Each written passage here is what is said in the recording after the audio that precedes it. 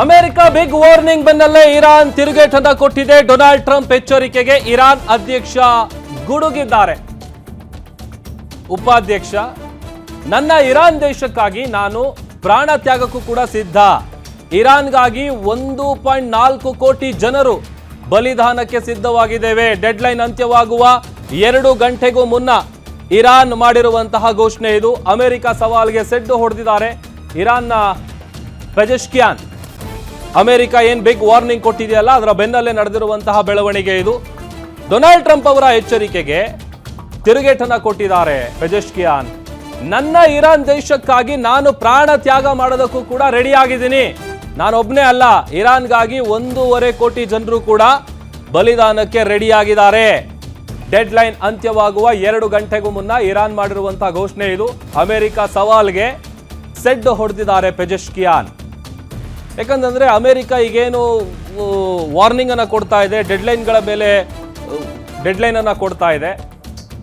ಈಗ ಆಲ್ರೆಡಿ ಮೊದಲಿಗೆ ಒಂದಷ್ಟು ದಿವಸ ಟೈಮ್ ಕೊಟ್ಟರು, 10 ದಿವಸ ಆಯಿತು. ಈಗ ಅದು ಮುಗಿಯುವಂಥ ಟೈಮ್ ಬರ್ತಾ ಇದೆ. ಇದರ ಬೆನ್ನಲ್ಲೇ ಒಂದು ಒಪ್ಪಂದಕ್ಕೆ ಬರಬೇಕು, ಹರ್ಮೋಜ್ ಜಲಸಂಧಿಯನ್ನು ಓಪನ್ ಮಾಡಬೇಕು.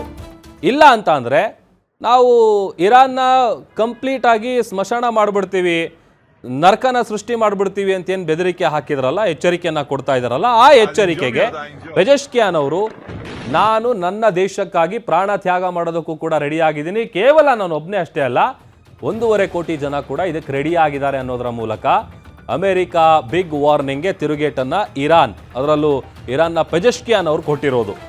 ಯಾಕೆ ಅಂತ ಅಂದರೆ ಯುದ್ಧ ನಾನು ಹೇಳ್ತಾ ಇದ್ದಲ್ಲ, ಆರಂಭ ಆದಂಥ ಸಂದರ್ಭದಲ್ಲಿ ಇರಾನ್ ಭಾಳ ಈಸಿಯಾಗಿ ಸೋತು ಬಿಡುತ್ತೆ, ಬೇಗ ಸೋಲನ್ನು ಒಪ್ಕೊಂಡ್ಬಿಡುತ್ತೆ, ಮಂಡಿ ಬಿಡುತ್ತೆ, ಹಾಗೆ ಹೀಗೆ ಅನ್ನುವಂಥ ಎಲ್ಲ ಲೆಕ್ಕಾಚಾರಗಳನ್ನು ಈ ಅಮೆರಿಕ ಮತ್ತು ಇಸ್ರೇಲ್ ಇಟ್ಕೊಂಡಿತ್ತು. ಬಟ್ ಇಲ್ಲ, ಯಾವಾಗ ಅಯತುಲ್ಲಾ ಅಲಿ ಖಮೇನಿ ಅವರ ಹತ್ಯೆ ಆದ ನಂತರದಲ್ಲೂ ಕೂಡ ಇಲ್ಲಿವರೆಗೂ ಪ್ರತಿರೋಧ ಒಟ್ಕೊಂಡು ಪ್ರತಿ ದಾಳಿಗಳು ನಿರಂತರವಾಗಿ ನಡ್ಕೊಂಡು ಬರ್ತಾ ಇದೆ.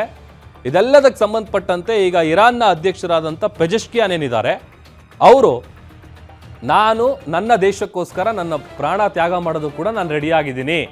ಅಲ್ಲಿಗೆ ನಾವು ಯಾವುದೇ ಕಾರಣಕ್ಕೂ ನಿಮ್ಮ ಈ ಗೊಡ್ಡು ಬೆದರಿಕೆಗಳಿಗೆ ಅಥವಾ ಈಗ ನಾವೇನು ಯುದ್ಧದಿಂದ ಹಿಂದೆ ಸರಿಯೋದಕ್ಕೆ ಯಾವುದೇ ಕಾರಣಕ್ಕೂ ನಾವು ರೆಡಿ ಇಲ್ಲ ಅನ್ನುವಂಥ ಒಂದು ಮೆಸೇಜನ್ನು ಪಾಸ್ ಮಾಡಿದ್ದಾರೆ.